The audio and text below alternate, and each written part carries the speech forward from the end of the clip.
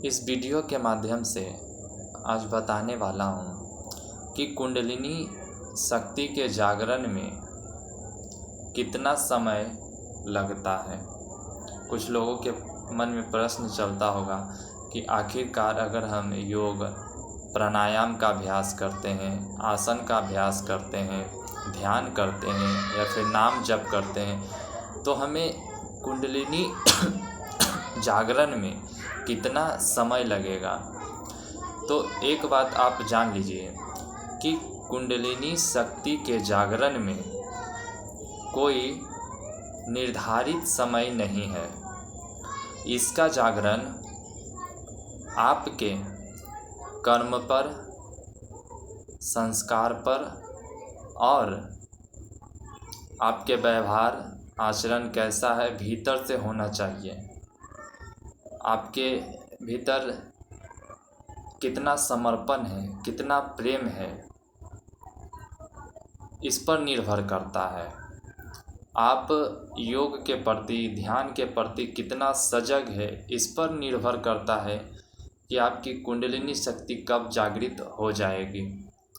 आप जान लीजिए कि कुंडलिनी शक्ति का जागरण 1 महीना, 3 महीना, साल भर या फिर तो किसी किसी का जन्म भी लग जाता है, तब जाकर कुंडलिनी शक्ति जागृत होती है या न भी होती है। आपके मन में विचार आता होगा कि कोई व्यक्ति बिना प्रयास के ही कुंडलिनी शक्ति का जागरण कर लेता है और हम उसके लिए प्रयासरत रहते फिर भी कुंडलिनी शक्ति का जागरण मेरे भीतर नहीं होता है। अब ऐसा क्यों होता है? ऐसा इसलिए होता है क्योंकि वह उसके पूर्व जन्म के संस्कार थे जो इस जन्म में आकर फलित हो गए और उनकी कुंडलिनी शक्ति जागृत हो गई। अब आपको तय करना है कि आप कितना उसके प्रति तत्परता दिखाते हैं, कितना सजग हैं, कितना जागरूक हैं, कितना उसके प्रति समर्पण है, प्रेम भाव है। उस पर निर्भर करता है कुंडलिनी शक्ति का जागरण।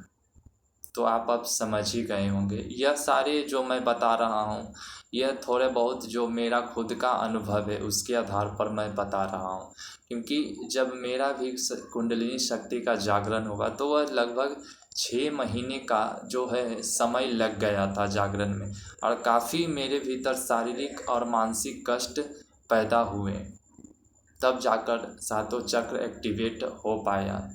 और इसका मुझे कोई भी ज्ञान नहीं था। आप ये मत समझिए कि मुझे तो ज्ञान है ही नहीं तो मैं कैसे जागरण होगा। बस आपके भीतर वह प्रेम भाव होना चाहिए, आप कितना संकल्पवान हैं यह होना चाहिए। तो ईश्वर की कृपा से भी यह संभव है कि आपके भीतर कुंडलिनी शक्ति का जागरण हो जाएगा। तो आप समझ ही गए होंगे।